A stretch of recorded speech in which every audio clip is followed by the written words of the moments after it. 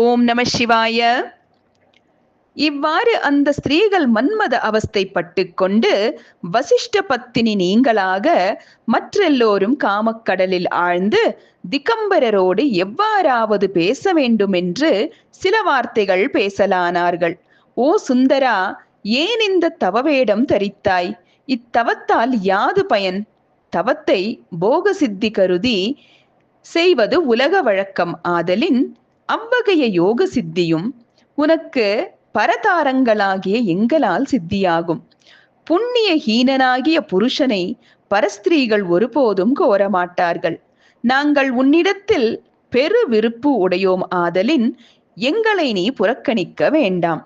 அநேக புண்ணியத்தால் கிடைக்க வேண்டிய உனக்கு சுலபத்தில் கைகூடும் போது விட்டுவிட வேண்டாம். திவ்ய தேகமுடைய உன்னை காணுந்தோறும் எங்களுக்கு கிருபை உண்டாகிறது. இது போல பல பேச்சுக்களை பேசிக்கொண்டு இறைவன் பிஷார்த்தமாக செல்லுகையில் அவரை பின்தொடர்ந்தும் ரிஷிபத்தினிகள் செல்லலானார்கள். அத்தாருகாவன ரிஷிகளோ தங்கள் மங்கையர் கற்பு நிலை தவறியவற்றை அறிந்து மனந்தாளாராய் பலவித சாபமொழிகளை பகர்ந்தார்கள். அவை சிவபெருமானை சிறிதும் நெருங்கவில்லை.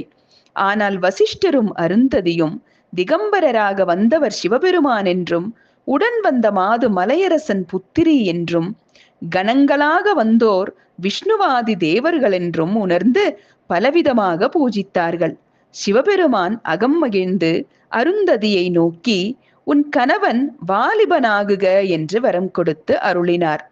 தாருகாவன முனிவர்கள் திகம்பரனாகிய சிவபெருமானை ஒன்றும் செய்ய இயலாதவர்களாய் தங்கள் சாபங்கள் பழியாவாயினும் அதற்கு பதிலாக பலவித ரோகங்களாலும் வறுமையாதிகளாலும் துன்பங்களாலும் பீடிக்கப்பட்டவர்களாய் யாது செய்வோம் என்று வசிஷ்ட முனிவரையும் பிரம்ம தேவரையும் வினவி அது சிவநிந்தனையின் பலன் என்று உணர்ந்து சிவலிங்க அர்ச்சனை செய்து சிவபெருமானின் திருவருளை அடைந்தார்கள். முனிவர்களே, இதனால் காம இச்சை சிவபெருமானை பாதித்ததென்று ஒருபோதும் சொல்லக்கூடாது. சப்தாதி விஷயங்களும் மாயா சம்பந்தமான போகங்களும் மாயையும் அந்த சர்வேஸ்வரனிடத்து லயமடைய வேண்டியனவே ஆதலின் காம ரூபமான சாஞ்சல்ய தோஷமானது ஆத்மஸ்வரூபியான பரமசிவத்திற்கு தோஷமாக கொள்ளப்படாது. உலகத்தில் பதிவிரதா ஸ்திரீகளும் சித்தர்களாகிய புருஷர்களும் இருவரும் இல்லற தர்மம் நடத்தி சற்பாத்திரமாகிய அதித்திகளை பூஜிக்கிறார்களேயன்றி நீசர்களாயும் தனவான்களாயும் அஞ்ஞானிகளாயும் மோட்ச ஞானம் இல்லாதவர்களாயும் ரோகவான்களாயும் பதிதர்களாயும் காம குரோதாதிகளாயும் சீதோஷணங்களாலும் எப்போதும் துக்கம் அனுபவித்து புத்திர வாஞ்சை முதலிய விருப்பத்தால் மனோசஞ்சலப்பட்டு கொண்டு அதிதி பூஜை முதலிய சத்கருமங்களை செய்யாது காமத்தால் பீடிக்கப்பட்டிருக்கும் தீயோரை போன்று இல்லறத்தை மேற்கொண்டவர்கள் அல்லர். உலகத்தில் கிரகஸ்தாசிரமத்தை சார்ந்தவர்களில் சிவபெருமானையே அதித்தியாக கொண்டு 12 வருஷ காலம் ஆசனம் போஜனம் ஸ்தானம் முதலியவற்றினால் உபசரித்தவர்கள் வசிஷ்டரையன்றி யாவர் இருக்கின்றனர். சிவபெருமானைக் கண்டு அவர் அழகில் மோகம் கொள்ளாத ரிஷி பத்தினிகளில் அவ்வசிஷ்ட முனிவர் மனைவியான அருந்ததியை அன்றி யார் இருக்கிறார்கள்?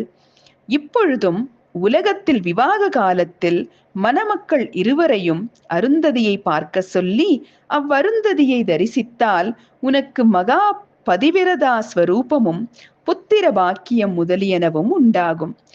இந்த அருந்ததி பூர்வத்தில் சிவபெருமான் யௌவன வேடம் தரித்து திகம்பரராய் வந்த காலத்திலும் மனங்கலங்காத கற்பினை உடையவள் ஆதலின் அவ்வருந்ததியை தரிசித்து என் கணவன் எப்பொழுதும் என்னிடத்தில் அன்புடையவராகவும் தனவானாகவும் பிற மகளிரை கலத்தலின்றி என்னையே கூடி வாழ்ந்து சந்ததி விருத்தியை உண்டாகவும் தயை புரிய வேண்டும் என்று கூறச் செய்து அவ்விருவரையும் நமஸ்கரிக்க செய்கிறார்கள்.